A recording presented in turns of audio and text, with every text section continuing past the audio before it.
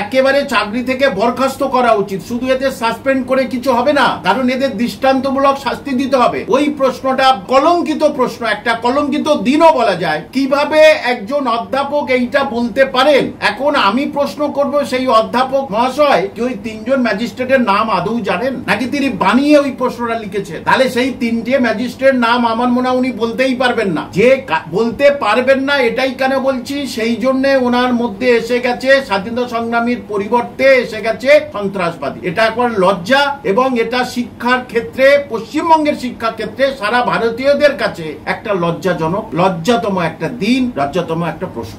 বলছিলাম স্বাধীনতা সংগ্রামীদের সন্ত্রাসবাদী বলল, ঠিক আছে, সেই কোশ্চেনটা কি বারবার সেই কারেকশন হয় না? সেটা কি আর অন্য কোথাও গিয়ে কেউ দেখেনি যে এই জিনিসটা এখানটা ভুল? এইবারে ইতিহাসটাকে বিকৃত করে দিচ্ছে, ইতিহাসটাকে বিকৃত করে দিচ্ছে। কি এদিকে বলছে আমার বই কবিতা ধরাতে হবে, যে রবীন্দ্রনাথ নজরুল থাকুক কিন্তু আমিও থাকতে পারি। এটাও যেমন একটা বাংলার ক্ষেত্রে বাধ্যতামূলক, যে বাংলার কাছে এটাও একটা খুব খারাপ সময়, যে ওই কবিতাগুলো শিখে তাদের তো কোনো জ্ঞান অর্জন হবে না। সর্বভারতীয় পরীক্ষা দ্বারা তো কোন রকম এইরকম ধরনের মাননীয় মমতা ব্যানার্জির তো এই কবিতা থেকে কোনো প্রশ্নই আসবে না, লাইন আসবে না। সম্প্রতি যে এসএলএসটি পরীক্ষা হচ্ছে সেখান থেকে তো একটি লাইন আসবে না ওখান থেকে। তাহলে তাদেরকে যেমন জোর জবরদস্তি করে যে আমি একজন কবি, তোমরাও শেখো। মাননীয় মুখ্যমন্ত্রী কবি, গর্বী, আমরা গর্বিত যে যাক ভারতবর্ষের কোন কবি, কোন এখন মুখ্যমন্ত্রী কবি হতে পারেন, উনি কবি হয়েছেন, সেটা বাঙালি হিসাবে গর্ববোধ করি। কিন্তু সেটা চাপিয়ে দেওয়া হবে কেন?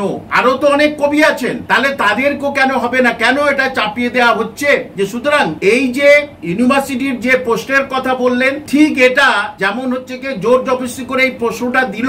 অদ্ভুত ব্যাপার, একটা কোশ্চেন নিয়ে অন্য কোন অধ্যাপক, অন্য কেউ সঙ্গে সঙ্গে সেটা দেখতে পারলো না যে প্রশ্নটা কেমন হয়েছে। এই প্রশ্নের মধ্যে এটার প্রতিবাদ করার সাহস কারণ নেই, হয়তো বা প্রতিবাদ করলে তার চাকরি চলে যেত। সুতরাং এখন তার চাকরি চলে যাওয়া একান্ত উচিত, তার চাকরি থেকে সাসপেন্ড করা একান্ত উচিত আমি মনে করি। স্যার, আমি একটু যাচ্ছি কল্যাণ বন্দ্যোপাধ্যায়ের প্রসঙ্গে। উনি হাইকোর্টে সওয়াল করেছেন যে চিহ্নিত যারা অযোগ্য তাদেরকে তো বলেছে পরীক্ষায় বসতে পারবে না দ্বিতীয়বার।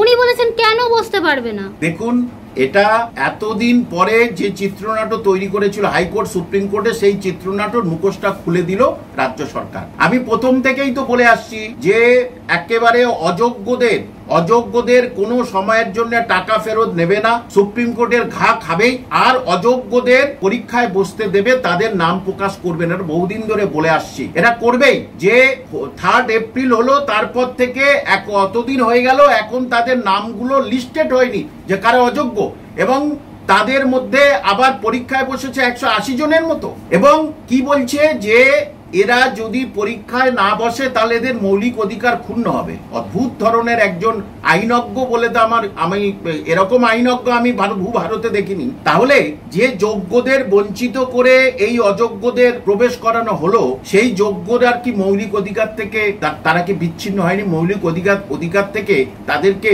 মানে কি বিচ্ছিন্ন করা হয়নি? তাদের তো মৌলিক অধিকার থেকে বঞ্চিত করা হয়েছে। তাহলে সেই কথাটা একবার বলছে না। অর্থাৎ চোর, চিটিংবাজ তাদের পক্ষে এই সরকার, এবং তারা টাকা নিয়েছে।